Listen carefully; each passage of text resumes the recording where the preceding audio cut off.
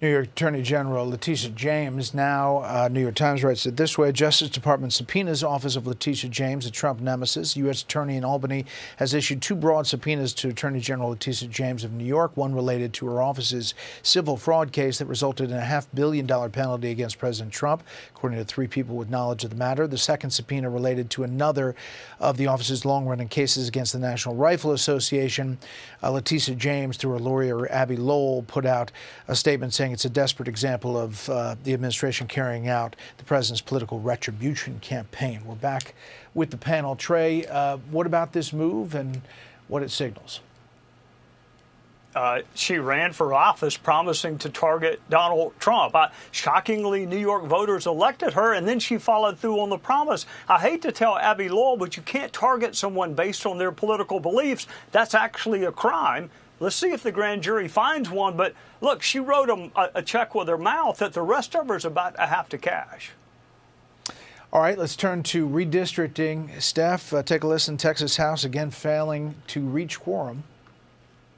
For those that have fled to Illinois or to California, be reminded that the FBI's assistant has reportedly been enlisted, and their powers are not confined to any singular state's boundaries. If they are not there today, we are going to file a motion to remove some of these legislators from office. I knew that I would be facing consequences for doing this. But again, I think it's bigger than me.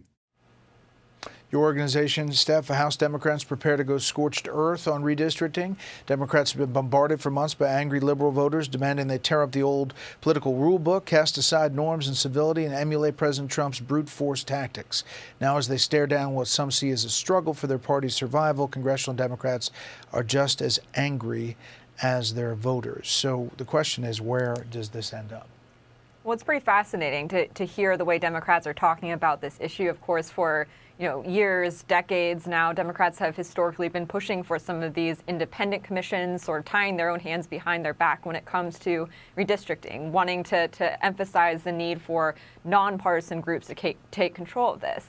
Now we're hearing a very different tune, and it really is in response to the 2024 losses, an angry base. We're hearing all the time on Capitol Hill that Democrats feel the pressure to do more to show that they're fighting against President Trump. And this is an area where we're seeing that as well. When you're hearing Governor Gavin Newsom in California, Kathy Hochul in New York talking about making changes to their state constitutions to enable them to respond by changing their own lines and potentially providing additional seats that could be winnable by Democrats. So we are already hearing from Democratic leaders who are looking at where they have power to react if Texas does manage to change the state, the district lines in the state in a way that could give Republicans as many as 5 additional House seats. 5 seats there. Ohio, Mark, was already in the process of redrawing, but you are looking at other states now, Republican states, that say they may look at it. Florida, Missouri, Indiana, South Carolina, New Hampshire.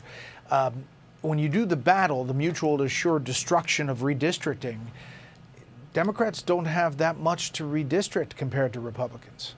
No, and it's going to be surprising to their voters and their base that they're trying to fire up for the midterms when they fall short, as they almost certainly will, maybe everywhere.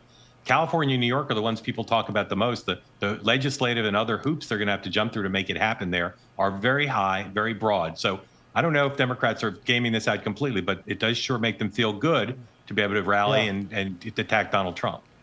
All right, quickly, winners and losers. Trey first, winner, then loser. Winner Joe Milton, who threw a 75-yard touchdown pass flat-footed for the Dallas Cowboys. I hope he doesn't get to play this year because that means Dak's hurt, but what a pass. My loser, Brett, are genes with a G. All humans share 99.9% of the same genes.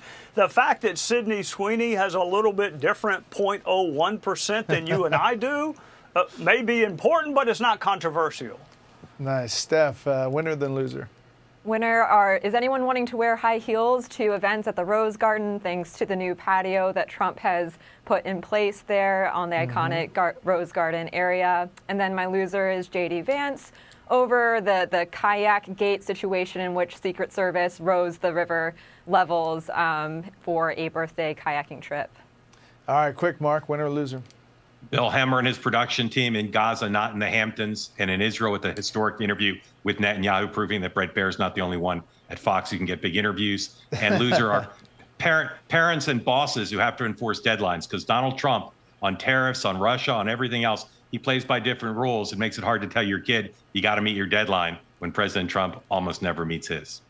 All right, panel, thanks so much. Make it a great weekend. Hey, it's Will Kane. Click here to subscribe to the Fox News channel on YouTube. It's the best way to get our latest interviews and highlights. And click to subscribe to the Will Kane podcast for full episodes right now.